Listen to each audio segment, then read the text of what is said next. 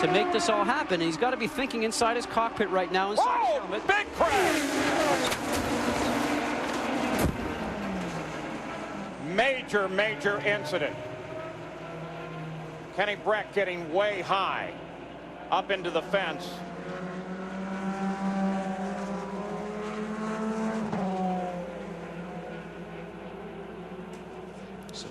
So 2 cars involved. That's Scheckter right there. You can see him moving inside the cockpit. His helmet, his steering wheel comes off. Car heavily damaged, but we have one other car right now that is very heavily damaged. Now, what will the IRL do? What will the officials decide to do? The debris from Kenny Brack's car, who got way up into the fence. Almost reminds you of an accident Davey Hamilton had here. And that car is torn apart, Paul. That piece you see right there is part of the under tray of the car. You can see by the skid marks right here where the cars are going across right now. The cars were side by side by the looks of it, and then they just take an immediate right-hand turn, so probably had interlocked wheels.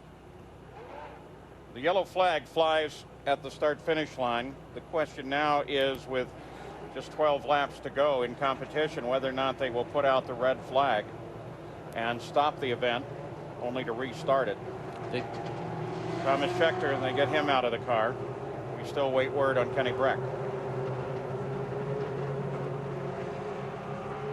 As to whether or not this race can be restarted or not.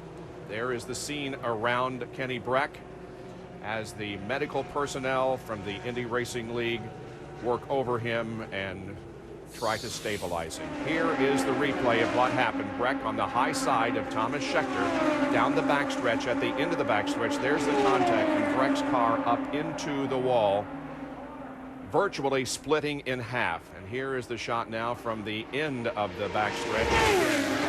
It's a crash very reminiscent of Davey Hamilton's accident here a few years ago, in which he sustained very severe leg damage. The catch fence keeping the car contained inside the racetrack, but still resulting in a lot of damage to the car. Hopefully no, at least life-threatening injuries to Kenny Brack.